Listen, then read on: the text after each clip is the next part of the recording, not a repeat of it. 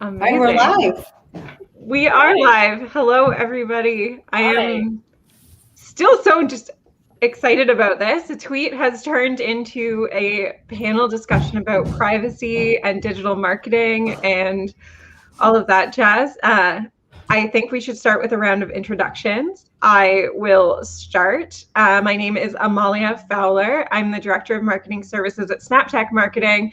And my tweet is the reason that we're all here today, because I tweeted I wanted to talk to Rand and Simon, and we now have a party, and I'm excited to share it with everybody else. I'll be serving as moderator, but I want everyone else to introduce themselves. And don't forget your Twitter handle. Mine is Amalia E. Fowler. You can find me there on Twitter. Kirk, you want to go next? Sure.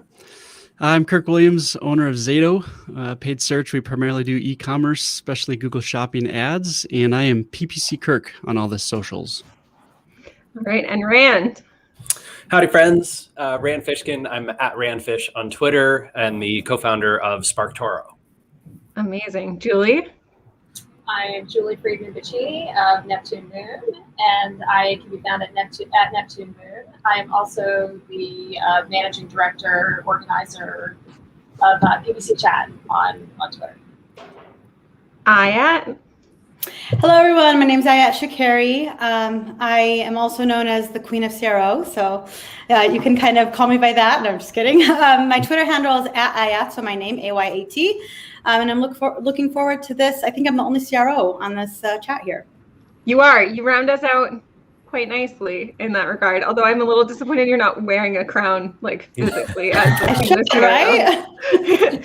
Andrea. Hello, everyone. My name is Andrea Cruz. I'm a senior digital marketing at Co-Marketing Associates. We're a B2B digital marketing agency, and my Twitter handle is Andrea Cruz 92. I love the 92 part of your Twitter handle. Simon? Sure. My name is Simon Poulton. I'm the Vice President of Digital Intelligence at WPromote, where I oversee all things related to measurement, so not just the scope of analytics, but the broader ecosystem with which we think about data capture and utilization. Amazing. And I think one of the reasons I love this group so much is we all have very different areas of like core expertise. Like we've got B2B, we've got people who've done e-com, we've got small volume or low volume accounts, we have CRO, we have SEO experience, we have data, we have all of it in one kind of conversation, which is not something that happens often in digital marketing. Cross collaboration is not something we tend to be great at. We have to make effort to do it. But we have a variety of questions we wanted to talk about today. The first being discussing what Rand has called the Ad Slurry Problem that Facebook, Google Ads, and the rest of the platforms have created and they profit from. And Rand, I'll let you start because I'll be the first to admit that the term ad slurry, I Googled it and couldn't find anything in relation to it. So I'll let you explain that, and then we can build the discussion from there. Yeah, I think I may have stolen or co-opted that particular phrase from Nandini Jami, who's at Nandoodles on Twitter and runs Check My Ads, as well as being one of the co-founders of Sleeping Giants. Either that or it was Gizmodo's Shoshana Wodinsky. But basically the idea of the ad slurry, as I've heard it phrased and described, is that you, as an ad platform, right, whether you're Taboola or Outbrain or Google or Facebook, you throw together a bunch of high quality places where, you know, an advertiser ideally probably does want to be on keywords that they want to be in front of, or on websites that they'd like to be featured on, or topics that they think are particularly relevant. And then you're like, oh yeah, we've got maybe 60% of your ads appearing in that place, in those high quality places, but we have all this low quality inventory. I wonder if we jam it in there and put your ads in those places as well, we can get you to pay for those for sponsoring placement on those sorts of keywords that you don't really want to be on those sorts of websites you don't really want to be on those topics you don't really want to be on. But you won't notice it because over time we will reduce your ability to see in your advertising analytics and your site analytics where exactly your ad was placed, on what topics, in what places. This is a combination of intentional and obfuscated via privacy theater, hence creating this ad slurry. And I think it led to a bunch of conversation about, like, Chase Manhattan Bank, who, look, I'm no fan of or anything, but they pulled a couple $100 million in ad spend and saw exactly the same results. Uber pulled $100 million or $90 million in ad spend last year and saw improved results. P&G pulled $250 million 2 years ago in ad spend, digital ad spend, and saw improved results. Airbnb's CEO just announced on their quarterly earnings call in the beginning of March, Brian Chesky, right, said that, oh yeah, we stopped all digital advertising across all these channels and we saw a 5% dip. So it looks to a lot of people, I think, in the digital advertising world, and this is what I was so curious about that was part of our conversation, Amalia, is it looks like a lot of that spend is some combination of useless, would have driven, the sale would have happened anyway, and or in places where an advertiser doesn't really want to be, but they don't have fine-tuning controls enough to pull them. So I don't know a ton about this space, but I am incredibly curious because I think it's a huge sort of iceberg of a problem. Yeah, and for the purposes of discussion, and I think also for clarification, I separate the big brands with a ton of money and a ton of brand power and a ton of brand awareness from this conversation from the SMBs that I work with, who do still honestly are disproportionately, in my opinion, I think, affected by the poor inventory because they don't have the ability, they don't have the expertise to even know to try and separate it out. They just blindly trust Google. But I separate those two groups because paid search, in my opinion, and we'll get to everybody else's in a second, still has a lot of value for those smaller businesses who that is their primary way of capturing the demand that exists for their service versus the Chase Bank, Airbnb, those conversations. And I think separating that is an important place to start. Kirk, I know you have feelings about this. I've seen you tweet about it before. Do you have anything you want to add? Yeah, I'll try to put some jumbled thoughts together because I think that it's complex, right? So I hear a few things. So I hear, these big mega corporations saying there's these issues. Definitely there can be placement issues. I think that we would be very naive if we did not expect some level of I do not want to use the word fraud because that obviously connotates like actual legal issues, that sort of thing.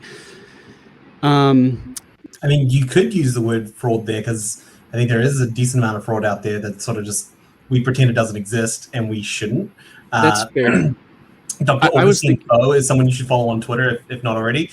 Transparently, I think he wears a little bit of a tinfoil hat at times, but every now and then I go, okay, now that's a very interesting data point. Let's dive into that. Sorry, Simon, cut you off. Who was that? Dr. Augustine Fo. I'll. Can you add him on the chat there? Yeah. Good thinking. Yeah, and thank you, Simon. And I was, and yeah, you have a couple levels of fraud too, right? Fraud by people, bots, that sort of thing, advertisers trying to take advantage of the situation. And then I was actually even thinking like platform fraud. Basically, are we specifically creating like poor quality entities in order to, and not being fully transparent with actually what can happen, right? So I do think that when you start to get into it, there's some different questions. So for most, a lot of us are managers, paid search managers. And so some of that would be, I definitely distinguish between a platform backfilling into poor placements and then like what's happening on the management side too, right? So you can have poor management happening that may not specifically be an actual ad slurry problem. And so sometimes it's a little difficult to know, and it's not always an argument to say, well, hey, these companies are throwing hundreds of millions of dollars at it, so obviously they're doing it right, because probably all of us have seen the examples of companies spending a lot of money with advertising and they're not doing it right. So you also have that management thing that I think kind of sometimes for me raises also additional questions whenever I see some sort of article posted out of like, oh, hey, there's a total, there's, lots of problems in the space. And so digital marketing doesn't work because, hey, we found all this.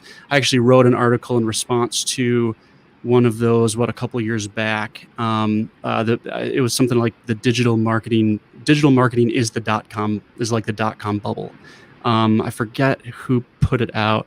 My response, I think, was on Marketing Land or Search Engine Land, that basically I was pointing to, I think what they're talking about is they're mislabeling it as improper usage of attribution is actually the bubble and not necessarily digital marketing itself. So to me, there's a lot of that. And then one other thought, and I'll let someone else talk too, as you talk, is, so when you're talking about placements themselves,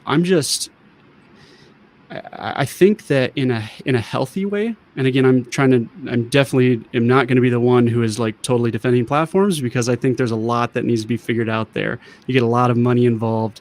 We should hold feet to the fire and expect accountability, and getting rid of data does not do that, and that's a problem. But you do have, I think there's less and less of a focus happening, and I think this has been a little bit healthy for the ad industry.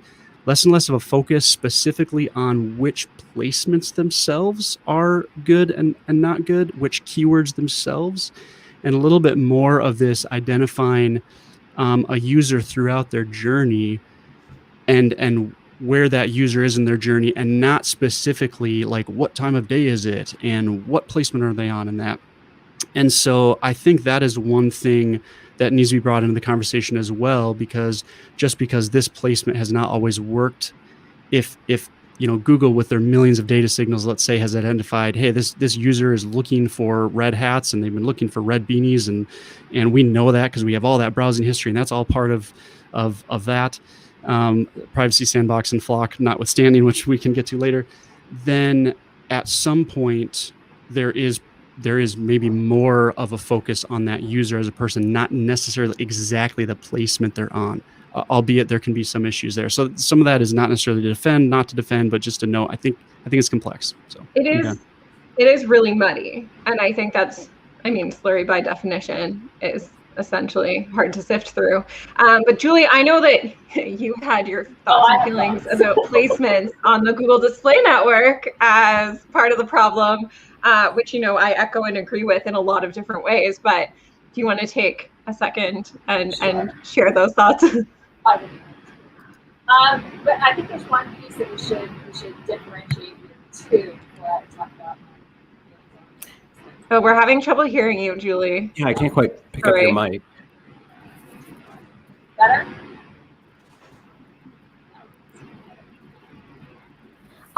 Amalia, to add something while Julie troubleshoots, Julie and I were actually together in a Marketing O'Clock podcast to talk about when Google replaced or got rid of the, what is the word that they are using? Relevant search terms with volume. They have a term for it specifically.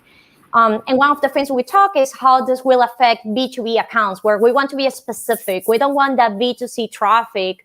Similarly, small accounts that you don't have a lot of wiggle room to play around, and with CPCs either increasing or they are already very high in your industry, how that is negatively affecting people. So I think one of the things that I read about, and I'm curious to hear if you guys have more details, is that one of these data privacy things that are going to be happening is we might get limitations on where those ads are being placed, as those are third parties. And we might not see where ads are showing up anymore. With a smart shopping, with Kirk is the expert here. We don't have a ton of visibility into that either. There are some tricks around, but it's not something that the platform is making easier to you to get around. So how can you, if we are truly going to be able to see less data and Google is removing some of those pieces of information, how can we guarantee that accounts that are very niche, very small, or they are very targeted, that we are still providing a relevant experience? That's absolutely something. You and I share the niche/low volume accounts all the time. I just need to clarify that my air quotes were around smart for Google and not around Kirk being an expert. The timing of those air quotes was really odd. I'll take it. Julie, I don't know. I think I have my audio sorted. Can y'all hear me now? Yes. Go ahead. Excellent. Okay, because I have thoughts. So what I was gonna start with was, I think there's a distinction between remarketing via display and just advertising via display. So I think that's a point of divergence that we're probably going to want to get into. But I will say generally, a lot of the placements on GDN, Google Display Network, are terrible. I mean, if Google really, like, I spent a lot of time in placement reports, and I've been really, I've tweeted about this a lot. I've been really down on GDN over the last year and a half, because the placements are terrible. I mean, if you're not putting significant guardrails in place, you know, you're going through these placement reports, you're ending up on all of these like random YouTube channels, you know, even though you don't have, you know, video ads, you're ending up in all these apps, you know, the exclusion by category is leaky. So even if you think that you have full categories, you know, excluded, you're like, I have literally gone and checked off every single option for apps that I do not want to show in any apps, and I'm still getting app traffic. It's maddening. And then you look at the actual sites that come in there, and if you spend any time in there and you click around, you know, some things are recognizable. You can kind of tell what it is, and it's like, well, this might be relevant, or I guess people are spending time here, especially when you see big numbers, you know, as far as impressions go and that kind of thing. But when you look at the quality of a lot of the sites that end up as placements in your placement report, if you click through and you actually look at the site, it's horrifying. So I think that there's a big problem as far as that goes. And you know, to Rand's point, you're almost, because the platforms are as large as they are, you're sort of, we have not reached a tipping point where advertisers have said enough, because you get enough of what you want, and then you take the rest of the crap that you don't want because you want to show up in the places that you do. And we don't have a lot of power as advertisers. We have some, but it's pretty limited in being able to cut down on that stuff that you're like, I really don't want to be on this, or these are really crappy placements, in order to get on the ones that you do. And I think that's a problem that I would love to see. I don't have high hopes, but I would love to see that addressed. It's a even bigger problem when you're like me and you manage accounts where the average spend, like a lot of them, but the average spend is like $3,000 to $4,000. My power, I go to Google, I'm going to pull my $3,000 a month from you. They're just going to like, okay, like, thank you. And we'll get a little bit later. I want to move us along, because I feel like every topic that we have on our list, we could talk about for an hour and be here all day, which I know none of us have the time to do. But speaking of Google, because I think there is a problem with Google and how they share data and how willing they are to share data. And I'll just say it. I think that the lack of transparency makes me feel like they're not working with advertisers or small businesses, and instead, you know, very mindful of their bottom line. But the big thing that Kirk has sang a lot about recently is the FLoCs, or the FLoC. And I'm going to be very careful about what the FLoC is FLoC and why do we need to discuss it. So how does it affect us, especially with this monopoly that Google does have on ads? Kirk, would you like to break down FLoC and your feelings on it briefly? I can. My favorite part was that you said sang, and someone not familiar with my videos, which is not many because not a lot of people have seen them, would not realize that you were saying that literally. Oh yeah, Kirk has been doing song parodies about FLoC on TikTok, and you should all go follow at PPC Kirk on TikTok. I mean, she also put expert in quotes, so it could have been a long troll. She's like singing. Yeah. Yeah, I mean, I'll try to keep it short. FLoC is one of those things that, and Simon, let's just be clear, Simon is the real privacy expert, and others maybe that I'm not aware of, but Simon, I know, as I've seen talk a lot about it. And so, like, Simon, if you need to completely debunk anything that I say, totally open. So feel free to. So I defer to you. But yeah, let me go through, I guess, quickly, because it's somewhat complicated, but I do think it's good to be broken down. So Google moving towards a privacy-centered advertising approach, right? And so FLoC, Federated Learning of Cohorts, which is like a super googly name if I've ever heard one. It's an API within their privacy sandbox. All right. And so the basic idea of FLoC is that it goes back to everyone's obsession with killing these third-party cookies. And third-party cookie, I'm not sure how much I'd need to define some of this stuff for people listening, but basically another advertising party, not the website you're on, right? They can place a cookie on your device, and then they gain this individual information about you. They can store that on their servers, right? So with FLoC, Google's committed to killing off the third-party cookie, but they also are a billion-dollar advertising business, so they like money. And so they've created kind of this privacy sandbox to try to deal with like some of these privacy changes that need to happen. And so the FLoC API, the way this thing works inside of it is that it's browser-based instead of cookie-based. So your info doesn't actually leave the browser to be stored on someone else's server. Your data actually stays with you, which I kind of like that about it. Number two thing about these cohorts, the federated learning of cohorts, is it's anonymized and aggregated data that is grouped into cohorts of similar interests based on similar recent browsing history. And so like practical example of that, like let's say user visits some car sites, they do some searching around about the best car for their needs and price. They do Google stuff, right? Based on that behavior, Google will stuff them into this interested in buying a car cohort. We'll just call it that because all it is I think Simon might be able to correct me. All it is it's like this ID. It's this cohort ID. But now you're part of the individual interested in buying a car cohort ID. Then advertisers can bid on that cohort ID. So instead of actual individual users, we'd be the cohort IDs. It's about the cohorts. So Simon, did I miss anything, or is that? No, I think that's a pretty good summary overall. I do think one note on this, though, when we think about third-party cookies and first-party cookies, it's important to understand is that you'll still have first-party cookies that are placed on your site by, say, Google Analytics and others. So it's not like that data is going away. It's more the ability to transmit that across various domains. When we think about targeting across different domains, that's where that third-party cookie piece really comes in. And I would also note that Safari hasn't had third-party cookies since March of 2020. So whenever people talk about the cookie apocalypse, I'm like, we're living it today. Like what you see today in Safari is the cookie apocalypse. And I think it's a very interesting future here where Google's taking this approach. We've started to hear some murmurs around Facebook looking to go down this path because of the iOS 14.5 changes. That's a pretty interesting angle when you think about, hey, you've got a logged in user and you're a content fortress and you've got all this like stuff playing in your favor. You'd still go down this path to do cohort addressable media. And I think that's going to be the future. I really do think that's going to be the future state. And what Google would probably tell you in the previous conversation is that, well, they're balancing users, they're balancing publishers, and they're balancing advertisers.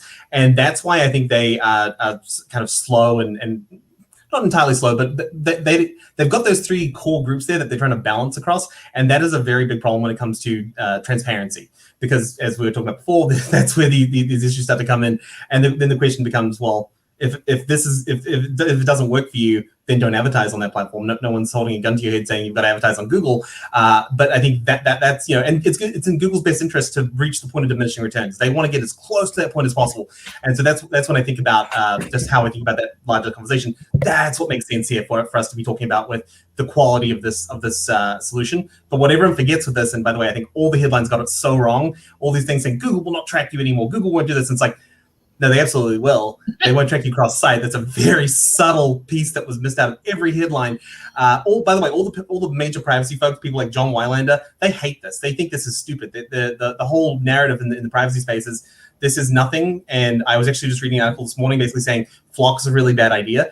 I'm not convinced that it's a bad idea. I think it's better than what we have today, but it also relies heavily on the fact that Google has a massive first-party advantage. So when you think about what this is going to do, it's going to just solidify the walls around Google even more so than they are today, which I think is a very big piece that we have to keep in mind, because the alternative to this is what Trade Desk is proposing with Unified ID 2.0, which is still deterministic. But then we get into this massive privacy issue of, well, what is privacy? Is privacy just having my PII out there? Or is privacy still having some degree of and way to target me for something that I may have interacted with previously or have an interest in?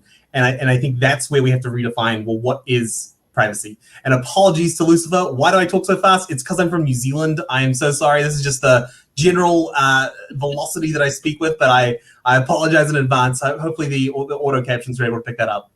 It works because we're on a time limit, so your speed is in our favor. I want to ask Ayat for a second, just like from a CRO perspective, because we're all coming from this ad perspective at the privacy conversation, and let's roll into this privacy piece. And you can also add the increased use of ad blockers or people blocking their presence in various sites. Like, how is that affecting the CRO side of things, or what's your take on this privacy shift? Let's call it a shift.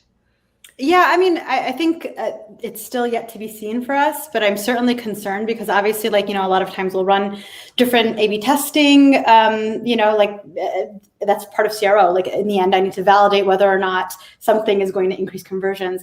And obviously with some of these new policies, it might impact some of these platforms. So certainly, I mean, those are things that we keep an eye out on, but I'm not getting like too worked up on it because it's just like one of those things that you never know what's going to happen. And right now, so far, we're okay. And we'll deal with it as it comes along. And I think that in general, we've seen that a lot of times changes happen and then we just have to accommodate, and then just life goes on. You just have to kind of work with it. So I'm not going to worry too much just yet, but I think I do have some concerns of what could happen in the future. There's this narrative of let's not blow it out of proportion. Let's keep everything in context. And then there's the narrative of, but it is a real thing. Like, and the amount of power Google has in creating these federated learning of cohorts, which like is the worst name. Can we just talk about for a second how Google is the worst at naming things? But the amount of power they have is disproportionate. And I know, Rand, you've spoken about that before. And I imagine have more thoughts on that as it aligns with privacy as well. Yeah, I mean, I think, I don't know, I know not all of you are Americans, but I assume most of you have been through American airports where they have something called security theater, right? And you pass through the TSA, the Transportation Security Administration's security theater, which is essentially like, hey, that water bottle has, a little bit of water still left in it. It could be a problem. Your shoes have to come off because one time we had a shoe bomber. Oh, that gun. Yeah, you go right ahead. But the Google FLoC and this initiative feels to me a lot like GDPR, where essentially, Google and Facebook sort of lobbied the European regulators in order to get a structure that would essentially prevent any European tech company from ever being able to compete with Facebook or Google in the future. And highly effective, right? Incredibly effective. I don't think, you can see that sort of the venture capital field and lots of other fields have basically said, oh yeah, because of GDPR, no company that serves Europe first or primarily will ever be able to, build a competitive advantage in the tech attention-seeking environment. And that, if I were European, I'd be infuriated. I'm kind of infuriated anyway. But I think Google FLoC is a very, very similar thing where it's essentially using the theater of privacy in order to control a narrative that they know most readers and most reporters will uncarefully assume does help them in some privacy way. And you could make, I don't know, Kirk, make like very small arguments that technically you're part of an anonymized aggregated thing. What does it mean that's different for you? Well, your ads will probably be a little less relevant and advertisers will probably pay more to get to you and all that money will flow to Google instead of lots of different ad platforms. Wait, that's what I wanted? Is that what privacy means?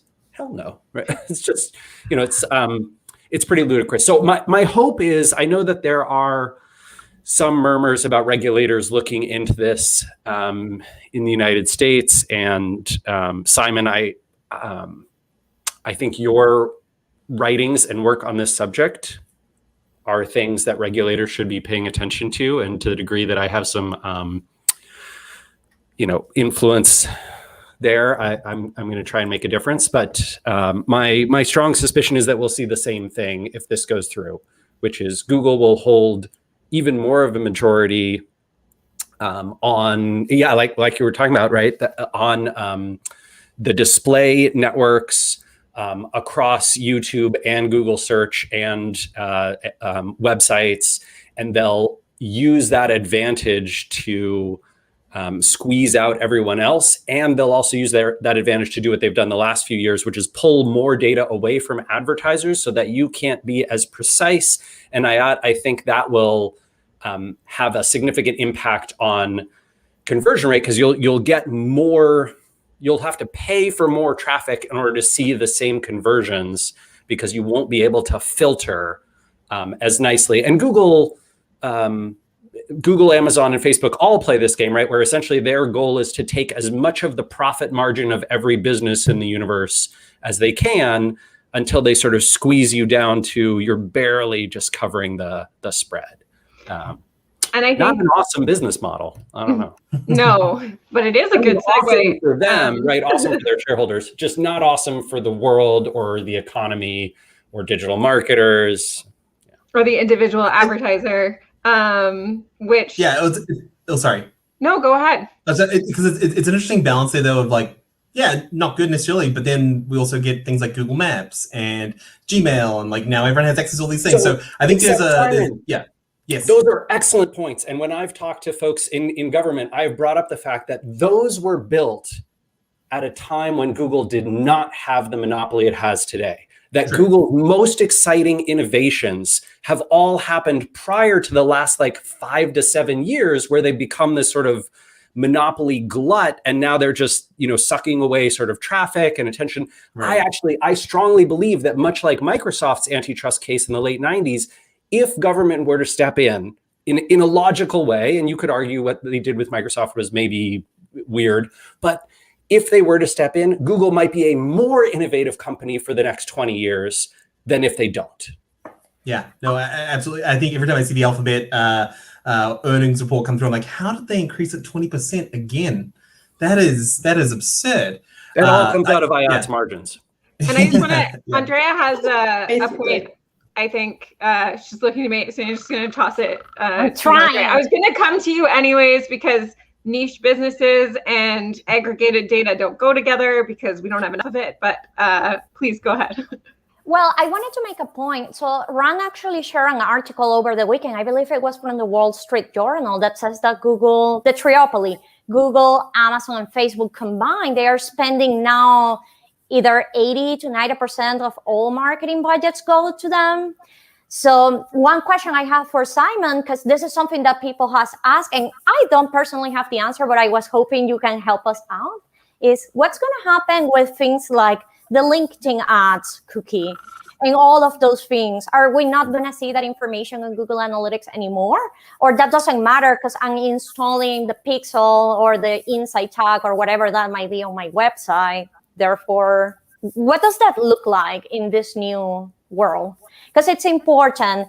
So in my case, for example, that I work with B2B companies, we have these very long sales cycles. It's not a secret, 6, 12 plus months.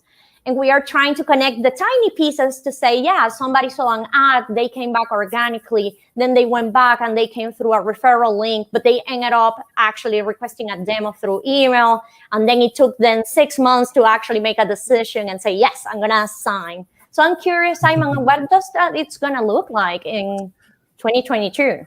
Yeah, so I think there's a lot of complicating factors there. The nature of browser privacy in particular is shifting pretty dramatically. And by the way, I think a lot of what Google's doing right now is very reactionary to what Safari has been doing for quite some time. So Safari is really dragging Google, just kicking and screaming through all this. And so Google's stuck in a position where they go, we either we keep with the third-party cookies, or we go down this FLoC path. And so I don't know how much they have actually chosen this path. I'd also note that I think Apple is being pretty disingenuous with some of their marketing. When you see the privacy ads on TV, that it's like, oh, here's my credit card number. I'm like, that's not what digital privacy is. That is digital security more than anything else.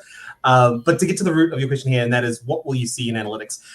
There are two big pieces that are coming to this. The first is signal resilience. And as we think about things like server-side data collection, that is a way that block lists are being mitigated. So if you've got a sort of an unintelligent block list, say that like blocks Facebook from sending network signals, for instance, well, you can mitigate that with server side, and that's why Facebook's really trying to push Facebook CAPI. That is a way that we will see a greater degree of signal resilience. But the second thing here is that analytics platforms in general, those are simply for the most part, built on first-party cookies. The gap here comes with Google Analytics as both I would actually make the case that Google Analytics is both an analytics and an advertising platform, because you can utilize those audiences in these different platforms. And I think that's where things get a little bit ambiguous as to how much they'll be pushed back on. But for the most part, yeah, you're still going to see traffic that's originating from these various sources. When it starts to get complicated is if, say, like Brave. Brave is a very interesting browser. They pay their users in cryptocurrency for their engagements. They have full shields on users, meaning you do not even initiate the Google Analytics code. If you take down those shields, then you can initiate the Google Analytics code, but they change your user agent so you think you're on Chrome. So you'd go into Google Analytics and you'd have no idea people are using this. And what you'll start to see is that will diminish a lot more over time. And I think we're going to see a little bit more of a link to the way that things used to be when it was log level analysis. But certainly the reason why GA4, for example, has alternative identifiers, they allow for that now, is because they want you to do stitching on your side. So that's where, when I think about these really long sales cycles, I think stitching is what has to be done with consent. When a user opts out, obviously you can't be sharing that out anyway, but you will have to build this and think about attribution loops. Like right now it's already limited to 180 days within Google Ads, but it's going to get shorter in terms of the ability to post back offline conversions. And what advice, I guess, segueing, and Julie, if you want to start, like, what advice do we have for the average advertiser, or even the average paid search manager like myself, who half of what Simon said just went completely over my head because this isn't something we've had to think about before? No, not in a bad way, in a like, I really need to be educated more about, because I think about privacy from my client standpoints, from the fact that like I'm very centered on my clients' needs, their business cycles, the signals we get from their data, and matching what they have internally with what I'm seeing on the ad platforms. I look at the entire holistic cycle. So I don't look at it in such an not isolated, but from that point of view as much as I look at it from what's happening to my clients. My duty of care is to them. But Julie, I'm just wondering, what advice do you have for the average bear who, doesn't spend 24/7 thinking, eating, drinking, PPC for privacy? I think there are a couple things at play here. One is some of this is pretty inside baseball, because we all live and breathe this every single day. So we have a lot of complex thoughts on this, even, at varying levels, depending on how much you actually understand the technicalities. We all have different levels of technical desire, to understand, and ability to understand. So we're kind of in one level.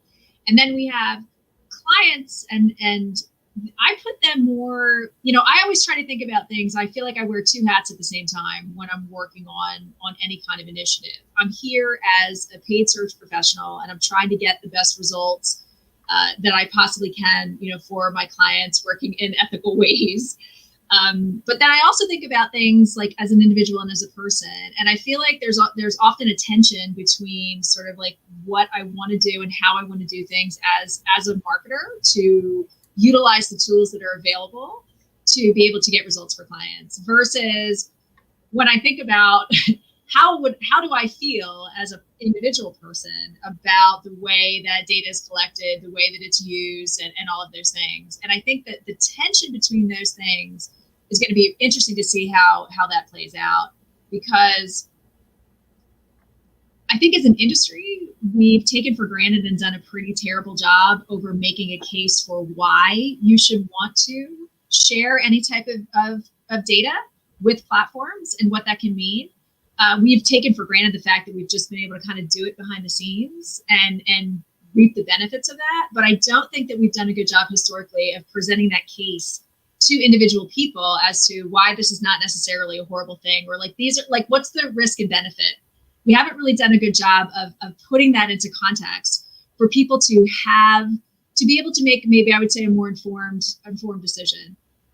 So I think it's going to be interesting. I'm really looking forward to seeing what the stats are when Apple finally rolls out the iOS 14.5.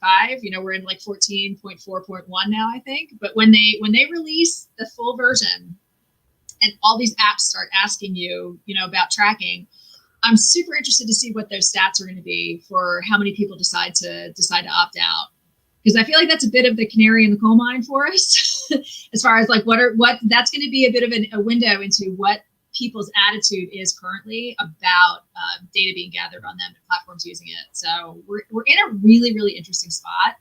And I think for businesses who don't have somebody like one of us, helping them, a professional, I think the push by the platforms is going to be kind of where they've been marching the last few years, which is, you know what, this is a lot. Just like, let us do it. It's too much. You don't have to worry about all these things. Like, our machines know what they're doing. Our algorithms are super smart. Just like fill in the answers to these 4 questions, and give us some money and it'll be fine. I think the average person really does have an absolute lack of understanding of what information they're actually giving to Google and other platforms when they simply use the internet. Like, the internet has just become something that we all use on a daily basis. Like, I think about my parents. My dad describes my job to people as creating pop-up ads, which is actually not at all what I do and do not ever want to be doing. But I think about people who are not millennials, not Gen Zs, not familiar with technology first, but then even in that age group, not understanding the information that they're giving over to advertisers simply by using the internet. But you can also argue that there is a whole ethical component to that about them not having a choice, because how do you function in today's society really at the same level as everyone else if you're not using these devices and accessing the information that is out there? So like everything else, legislatively, we're catching up to something 20 years after it first, 20 plus years after it first became a thing. And of course, no one's thinking about us Canadians, but that's fine. We'll do our own thing up here. And eventually the US will realize that, we've had legislation in place for a while that works better than yours a little bit. So we'll catch up. But there's just so many different components to it. And so let's ask the big question of, are we reaching this pinnacle of the golden age of digital marketing? Are we going to start tumbling down the other side of the hill? And I have no individual to call on to start, so I don't know if anybody has a specific opinion they want to share in this moment. We should all take 20 seconds, 30 seconds. All right, you go first, Rand. Oh, well, oops. Presuming that he would have plenty of minutes to think about this. Okay, you can think if you want. So let's see. I believe that the golden age of digital marketing is actually already over. I think that golden age was sort of the 2000 to 2015, 16, when keyword data was provided in referrals, when Facebook, engagement rates were above 5%. When the social networks weren't, what did you call them, Simon? That was so brilliant. The fortress, the content fortress. The content fortress, right? The walled garden, right? I think that period of time was the golden age of digital marketing. And for those folks who, operated in it, you could build a brand on just rankings and content and ads and those kinds of things. I think that's going to be much less true in the future. And that's both because of competition and because of monopoly power and because of some well-intentioned and some evil-intentioned moves around privacy and security. So that's my 2 cents. Julie, is the golden age of digital marketing over?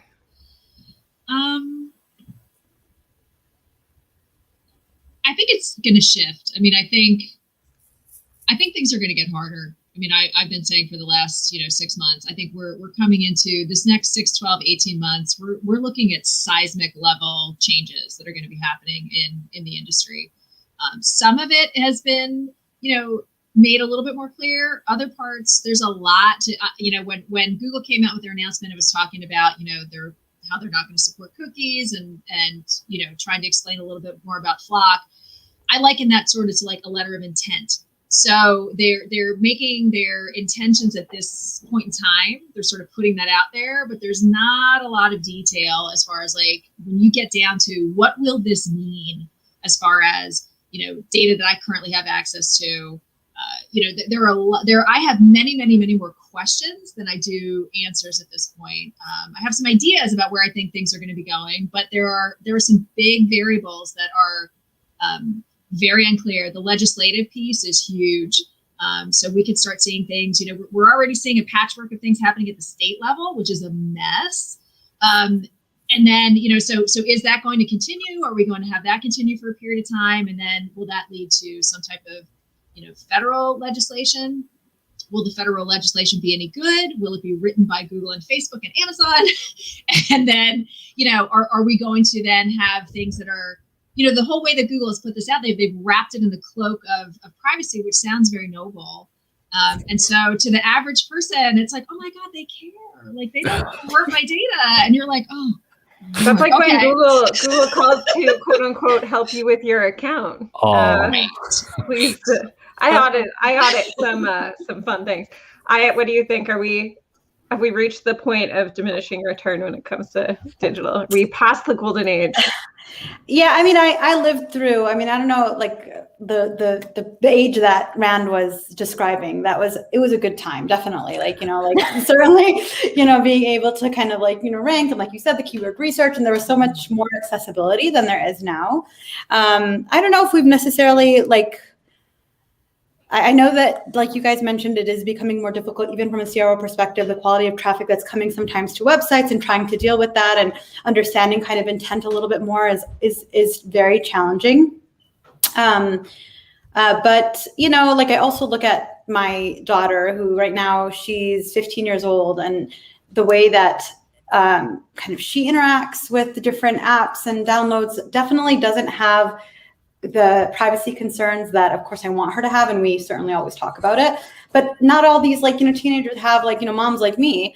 So it's interesting to see how is that going to change the landscape as well with some of these new generation, how they're going to be dealing with things, and what that means to kind of a digital marketer as well, because it's a whole other ballgame and a whole other mindset, and they don't know anything else.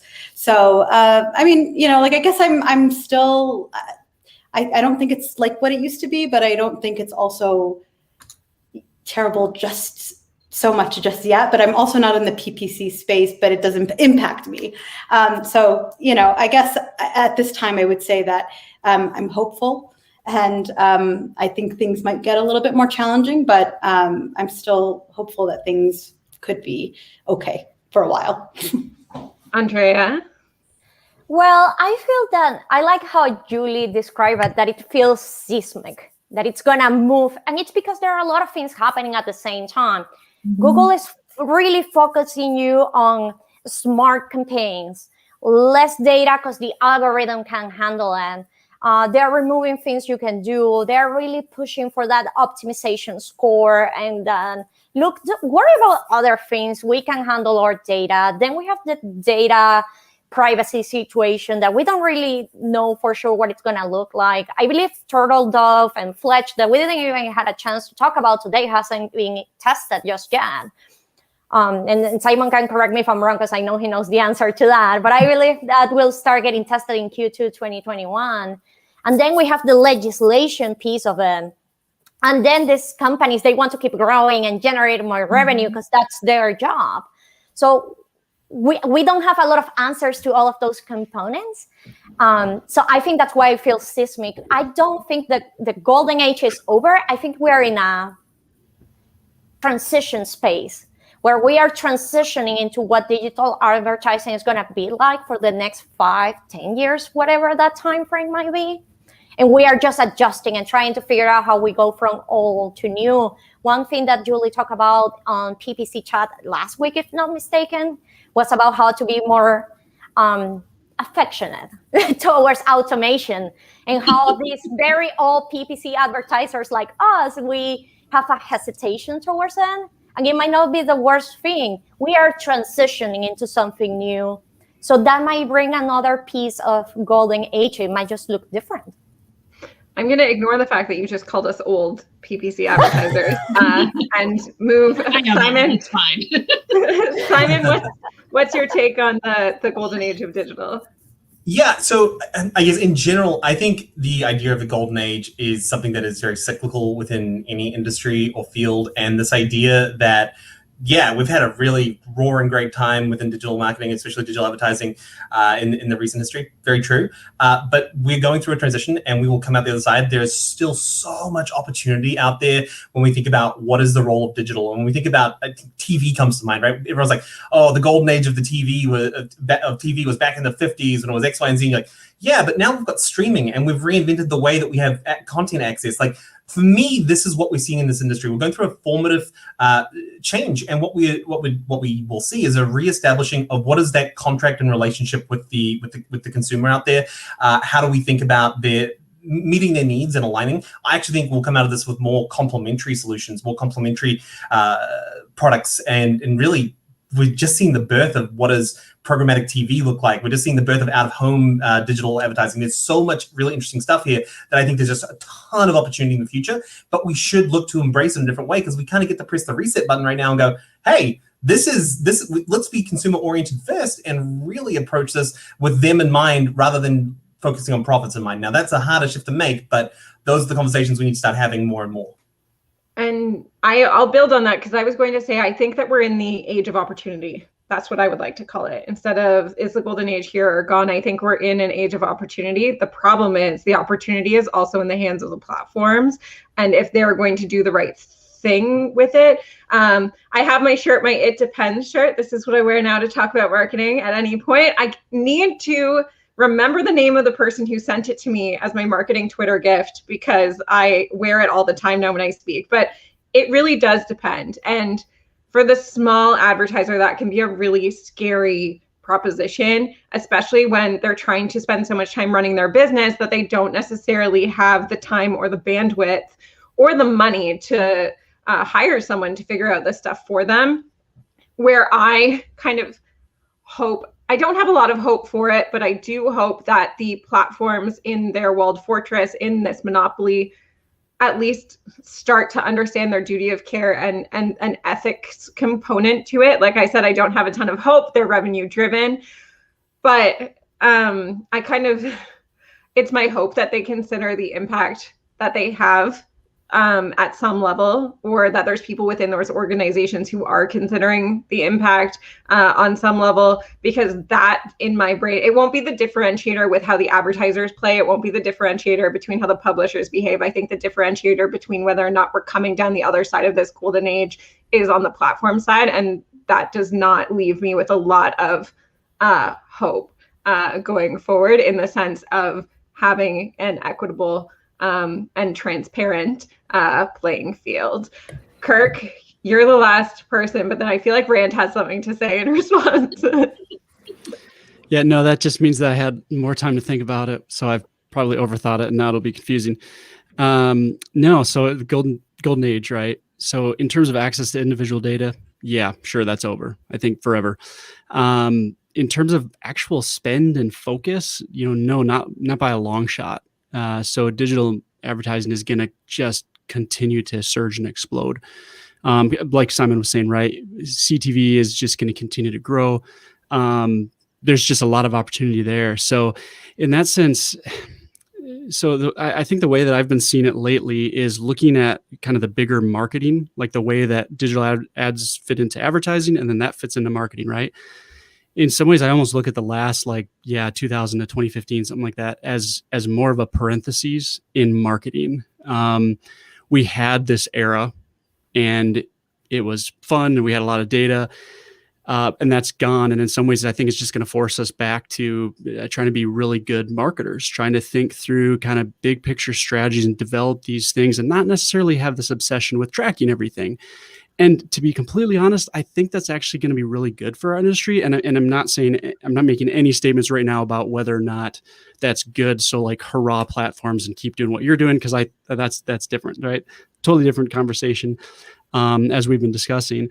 But in some ways, I'm thinking us as advertisers. So I look at the way that we've thought that we could track things in this parentheses of digital ads as in some ways a little bit unhealthy. And that goes even to that article I referenced about in some ways this bubble of our understanding of attribution and just how much more complex it is. And I feel like back in the old days, we would think that it was just so easy to identify, like, this user converted and therefore this is where the ad dollar should go, and it was just simple and easy, and it's just not. Marketing is so much more complex, and so in some ways I think there's almost this healthy way that we're emerging from that. And I say that as a performance marketer. And yet I think this is good that we're also in this time of transition, as you all have said too. Like now, yeah, we also need to figure out where do the platforms come into this? Where does all this go? But I also see that aspect of it right now. Rand, I will let you take a minute to answer. You just looked like you had so much to say when I was I wanna give you the opportunity. Oh, so I was going to suggest that perhaps we only have 5 minutes left. Maybe we could all end, because I like this roundtable, with a tip for advertisers, small businesses, marketers that they can use in this era of whatever it is, whether it's a new golden age or whether it is, a significantly reduced tracking era. I thought that could be a nice end. I don't want to step on your moderator's toes. I think that is a great end. And I think we've already touched a little bit about how important it is that marketers are working cross-platform or cross-tactic, cross-expertise. Like Ayat and I met at doing Search Love together, and now anytime I have a CRO question, I know who I'm going to. But we don't have enough of those cross-tactical conversations. And so I think my first point would be to call to any advertisers out there is like, talk to the SEO people, even internally, talk to your customer service team, because as Kirk made a point earlier, the user journey is complex and we need to stop looking at it like singular data points. Like, it's really easy to understand. And the only way you're going to understand the entire journey is by talking to your customers. First of all, it's amazing to me how many brands don't talk to the people who love them and purchase from them. And second, talk to the other people working on the business that you are operating. So that's my tip. Talk to people who work with you. Don't just stay in your PPC or CRO or SEO or whatever it is silo. Simon, what is your tip? Oh, I think you're muted, buddy. Wow, unbelievable. I made it the whole way through without that, and here I am ruining it. Apologies there. So what I would do is I recommend taking on this idea of minimum viable data. It's a term that Jenny Marvin coined. I was on a webinar with her, we were talking about it. What we mean by this is approaching transparency and trust around data capture as a brand value. 10 years ago, I was not really thinking I need to buy a hybrid car. I was thinking those are nice, but I'm not going to pay $10,000 extra. That's a brand value. That is something that has permeated society. I think trust is exactly the same way, and we need to embrace it just like that. Even if legislation doesn't say, hey, build trust with your users, right? Collect only what you need. Be very transparent about what you have and allow people to opt out. Even if the law doesn't require it, you should start doing that today, because you will eventually have that on your hands. And it's far better to get ahead of it right now than it is to wait until it's legally required. I will say we have some rules around that in Canada that not all of you listen to, despite the fact that you advertise to me. Kirk, what's your one point for small businesses or businesses in general in this age? Yeah, so put 100% of your marketing into Google Shopping. I'm kidding. That was a joke. Don't do that, actually. No, so it's a Google rep just handing him money in the background. No, it's because I'm doing my Google Shopping stuff, right? No, I just sometimes I look around, like I'm in Montana, all right? We're not exactly the cutting edge of anything up here. And sometimes I look around at what people are doing, just like local businesses. And sometimes you find someone who is going onto Instagram just like every other restaurant in the entire world. And yet, like, they've figured it out. They're doing something a little different. They're standing out, right? And so I just think that sometimes businesses and marketers can get so focused on best practices in industry and things like that, that they forget kind of the big picture of like, where's your target audience? Who are they? And like stand out to them. Like, what are strengths that you do that no one else does around you, and figure out and like put your brain power into that. Like, how can you stand out to those people? And like, you'll come up with something far better than I could think of telling you, because that's your business in that. And like, that's my tip, is like focus on that. Stand out. Market. Create a curated experience. I think I tweeted the other day, it's the difference between making a stir fry for you with the semi-stale vegetables McCrisper and you having a 5-star meal at a restaurant. That's a big difference. Curated experience. Rand, your one tip. Yeah. So I love to invest in serendipitous, hard to measure channels. And the reason I love to invest in them is because almost no one is willing to. Almost every CMO and CEO who's got a board of directors and investors has to prove to someone that their marketing efforts have positive return on investment. And even if they can show, oh, well, we're spending, $100 per customer, we only make 95, but we are growing. And that growth number is much more important to most investors and the provability of it than you're doing a bunch of serendipitous marketing. You can't prove it, but it looks like, growth is happening. So I love investing in things like live streams and podcasts and content and relationship building and social media marketing and all kinds of participation in doing things that cannot be proven, that are very difficult or impossible to measure. That has been exceptionally good for me and for SparkToro. And I do really like that tip that you gave, Kirk. We just emailed 30,000 people who use the free version of SparkToro, and I got like 750 odd replies in my inbox personally, and then have been categorizing those over the weekend. Oh my God, did we learn a ton?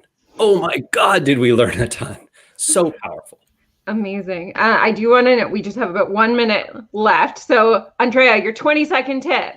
I'm gonna use Kirk as a bridge. So something I always tell people is think about what the user, your target audience, is doing on Facebook, on Google. What information are they looking to get from you that will help you create that curated message? And don't be afraid of trying something new.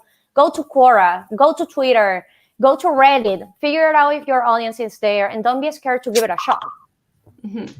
Ayat, your 20-second tip. So I'll add on to everybody else, kind of just building on. I would actually, there's a book called Competing Against Luck, which is excellent read. And it really kind of gives you insight into how to innovate more within your business and really do create that kind of value. And it comes through, of course, those conversations that you have with your customers. So I would totally recommend read the book and try to implement some of those strategies. Amazing. Julie, bring us home. Okay. Building on everybody else too, I would say now, if you are not already doing this, put some real effort into creating your own first party data. Build your email lists. It's going to become really, really, really important. You are going to need them as this data goes away. Amen. So you can use them not just to, they have so much versatility in what you're going to be able to do with them, but now's the time. You always want to have data waiting for you, and you don't want to be trying to play catch up, trying to get data when you have something that requires it. So now is the time, before all of these changes become implemented and permanent and alter what we're able to do. Really think about ways to start building those lists and those things that you own that people have opted into. So there will be no issue about you using that for your marketing going forward. So try to make that a priority. Amazing. And thank you all for coming today. And thank you everybody who tuned in to listen. Maybe we'll do this again sometime. This was super fun. An amazing panel. Thank you all for contributing. And yeah, that's it. Have a great day, everybody. Thank you. For organizing. Take care.